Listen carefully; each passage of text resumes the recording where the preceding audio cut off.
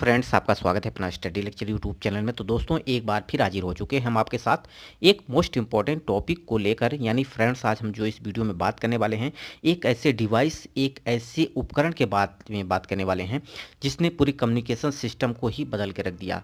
अगर हम बात करें, आज हम यहाँ पर बैठे हुए मीलों दूर, कोसों दूर, किलोमीटर की हम बात करते हैं, विदेशों में भी बात करते हैं। एक ऐसा सिस्टम है जिसके माध्यम से हम अपने परिवार से, अपने दोस्तों से जुड़ सकते हैं। सोचिए ज़रा, उस समय क्या रहा होगा जब कोई व्यक्ति अपने अपने चाहने वालों से दूर रहता होगा और किस प्रकार से वो अपने आप को अकेला महसूस करता होगा। लेकिन आज तो ऐसा सिस्टम है जिसकी वजह से हम आजकल स्वयं को एक दूसरे से वीडियो कॉन्फ्रेंसिंग के द्वारा देख भी सकते हैं। दोस्तों, उस समय, जिस समय कोई कम्युनिकेशन सिस्टम नहीं था, उस समय कैसा समय रहा होगा।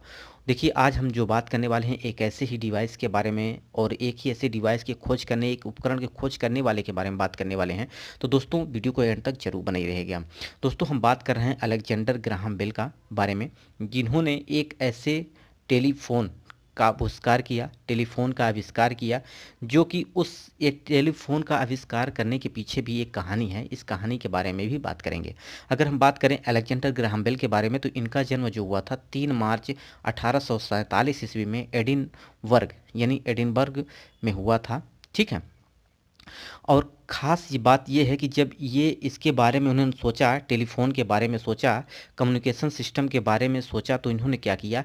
अगर कहानी की बात करें तो इनकी माँ थी, ठीक है, इनकी माँ और इनकी वाइफ़ और इनका एक फ्रेंड भी था, जो कि क्या थे, ये जन्मजात यानी बहरे थे। उनको सुनाई नहीं देता था, इसलिए इस बात को लेकर ये बहुत चिंतित रहते थे कि हम अपनी माँ को या अपनी वाइफ़ को या अपने फ्रेंड्स को अपनी बात को नहीं बता पा रहे हैं। तो उसी को ध्यान में रखते हुए उन्होंने कहा कि अगर किसी भी वॉइस को एक तार के माध्यम से अगर उसको क्या कर दिया जाए, ग्राहम बेल ने क्या किया, टेलीग्राफ तार के माध्यम से ध्वनि को, सिग्नल की को एक जगह से दूसरे स्थान को भेजा जा सकता है। इसलिए उन्होंने इस शोध पर कार्य शुरू कर दिया, और शोध कार्य शुरू करके साथ साथ उनके एक फ्रेंड्स थे जिनका नाम था थॉमस वाटसन, जिन्होंने इस उपकरण को बनाने में उनकी बहुत हेल्प की। ये बात है कि जब इन्होंने ये काम शुरू किया था, तो जब काम शुरू किया तो उनके पास ऐसी सारी टेक्निक नहीं थी, लेकिन वो बना रहे थे। जब यंत्र की खोज कर रहे थे, उसी समय इन्होंने तार की एक जाल बिछा रखी थी। तार का मतलब एक डिवाइस से दूसरे डिवाइस को कनेक्ट कर रखा था। देखिए यहाँ पे, जैसा कि एक बोलने की डिवाइस है यहाँ पे देखिए, और यहाँ पे तार सिग्नल को एक स्थान से दूसरे स्थान तक। तो क्या हुआ कि एक बार ये अपने कुछ काम कर रहे थे, अपने ही लैब में काम कर रहे थे। उस लैब में क्या हुआ कि जब ये काम कर रहे थे तो उस टाइम इनका फ्रेंड जो था वो दूसरे मंजिले में था और उनको बुलाना था। ठीक है। तो ये क्या हुआ, एक संयोगवश क्या हुआ, जब ये खोज कर रहे थे तो अपने कुछ सामान को ढूंढ रहे थे उसी कमरे में, जिस कमरे में इन्होंने अपनी प्रयोगशाला बना रखी थी, उसी में अपने कुछ सामान यानी कुछ वस्तुओं को ढूंढ रहे थे। तो अचानक क्या हुआ, इनका पैर फिसल गया, और पैर फिसलने की वजह से एक तार दूसरे तार से जैसे ही कनेक्ट हुआ, तो एक तार दूसरे कनेक्ट हुआ, संयोगवश हुआ।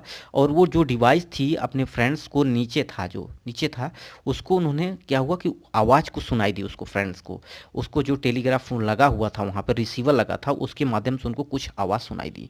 उन्होंने कहा कि अपने फ्रेंड्स को बुलाया कि थॉमस, यहाँ आओ, तुम्हारी मुझे ज़रूरत है। ऐसा हुआ, ऐसा आवाज़ आई वहाँ से। तो गिरने के बाद ऐसा उन्होंने बोला, तो वो आवाज़ जो कन्वर्ट होके डिवाइस से उनके टेलीग्राफ यानी वहाँ तक पहुँची।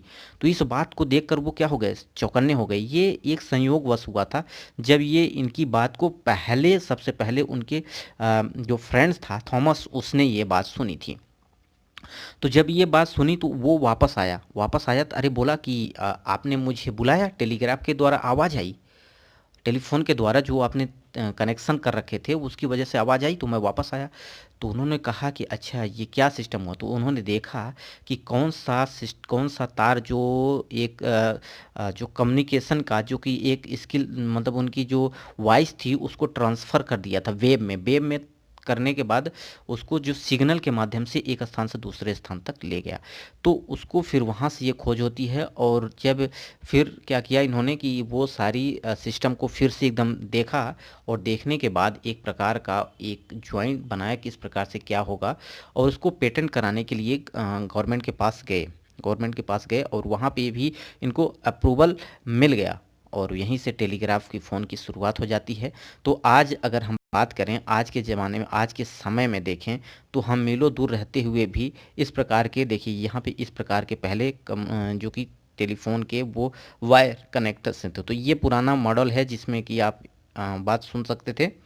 अब देखिए यहाँ पे जब शुरुआत हुई उसके बाद से देखिए ये आपका फ़ोन आया, फिर ये इस प्रकार का आया, ऐसे ऐसे यहाँ सीरीज बनती गई। आज के समय में आपके हाथों में टच मोबाइल होगा। आप जो भी वीडियो देख रहे हैं एक इसी माध्यम से मोबाइल में देख रहे हैं।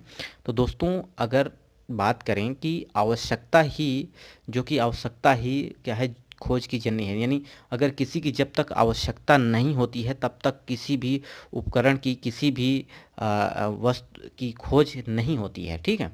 तो यहाँ पे आवश्यकता ही जो कि आविष्कार की जननी है, ये ऐसा कहा जाता है। तो इन्होंने जो है कि ग्राहम बेल ने अपने माता के लिए, अपनी माँ के लिए ये किया था, क्योंकि अपनी माँ से बहुत प्यार करते थे, ठीक है।